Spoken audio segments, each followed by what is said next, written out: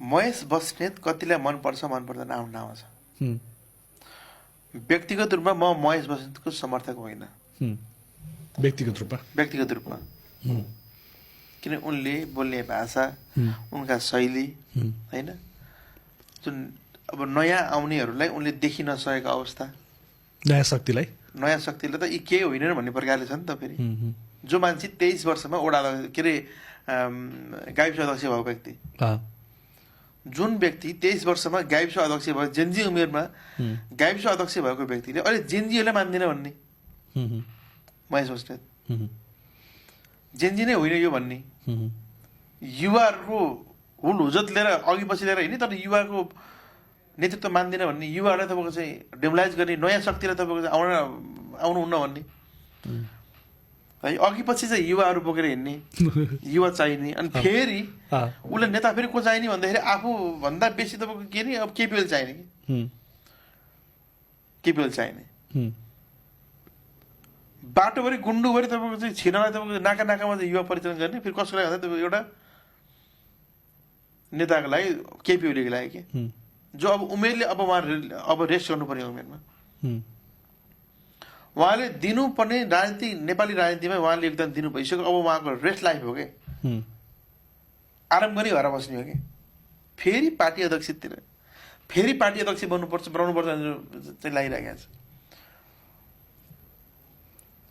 ती व्यक्ति सधैँभरि घरि युवा सङ्घको अध्यक्ष भएको छ, घरि इन्चार्ज भएको छ, घरि युवा हो म भनिरहेको छ, तर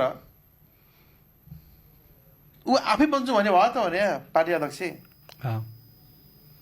अहिले नेकपा एमालेलाई सास हालिदिने, अक्सिजनको रूपमा काम गरिदिने, नेकपा एमाले यो देशमा छ भन्ने कुराको आवाज गराइदिने त महेश बस्नेत त हो नि भने, अरू त हिम्मतै थिएन नि।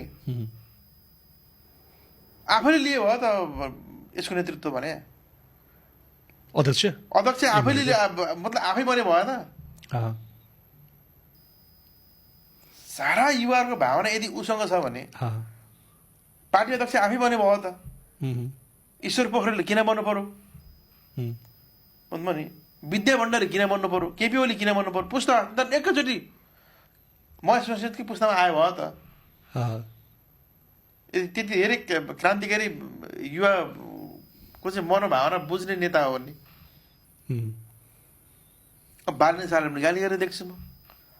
रवि लामिछानेलाई फेरि देही सहने होइन, के गर्छु भन्दा आउनेलाई त देही सहने होइन, विदेशीको एजेन्ट भन्दा छ फेरि। तर नेकपा एमालेको लागि है, फेरि नेकपा एमालेको लागि चाहिँ यसपालि महेश बस्नेतले फेरि एउटा चाहिँ जादु नै देखाइदियो भन्छु क्या म। हरेक पार्टीमा त्यत्तिको लडाकु चाहिँ हुनुपर्छ है,